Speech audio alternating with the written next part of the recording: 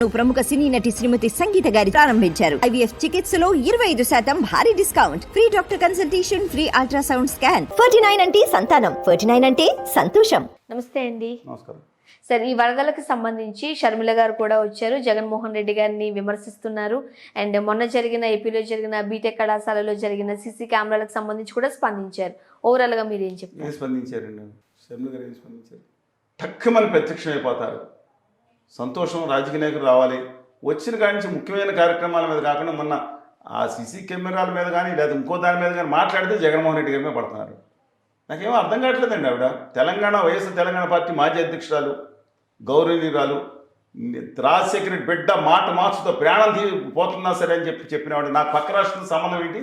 నా జీవితం అంతా తెలంగాణ, ఆ పక్క రాష్ట్రం కనీసం ఆంధ్రప్రదేశ్ పేరు కూడా ఉచ్చరించడానికి ఇష్టపడిన గౌరవనీయురాలు మాట్లాడితే వస్తే అక్కడ ఆయన ఆల్రెడీ జనం మామూలు ఎన్నికల సాగు శివులు మూసినట్టు 11 సీట్లు ఇచ్చి ఆయన పక్కన కూర్చోబెడితే ఆయన చేసిన కక్షాదింపు కానీ ఏదైనా కానీ ఆయన మీద ఆవిడ మీద వచ్చినప్పుడు ఆయన మీద పడతారు.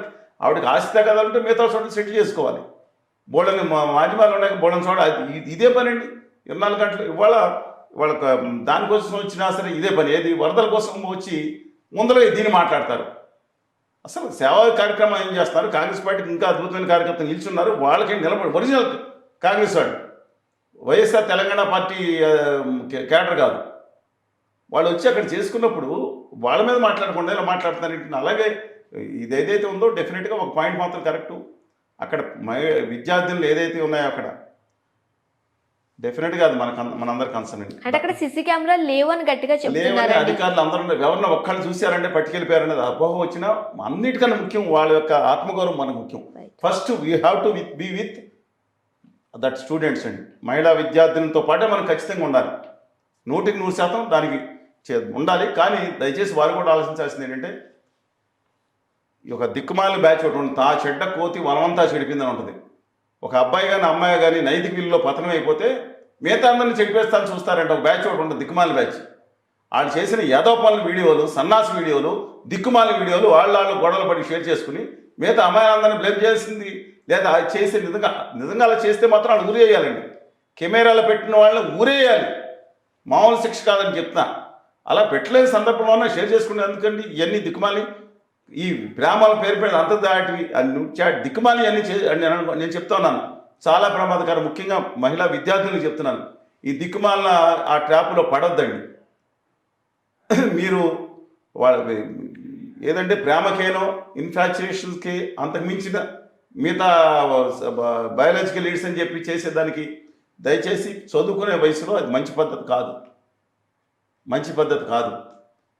చాలా ఇబ్బందికరమైన పరిణామాలు అని మోడల్ క్లాస్ తీసుకుంటాం కాదు, నేను ఒక్కడే కాదు, అబ్బాయిలు కూడా చెప్తున్నాను. మీరు చేసే ఇలాంటి దిక్కుమాలిన చెల్లి మీ ఇంట్లో తల్లి చెల్లి కూతురు రేపొద్దున కూతురు ఉంటారు, గుర్తుంచుకోవాలి. ఇంత దుర్మార్గానికి తెగబడే బ్యాచ్కి నేను చెప్తాను కఠినమైన చర్యలు తీసుకోవాలి.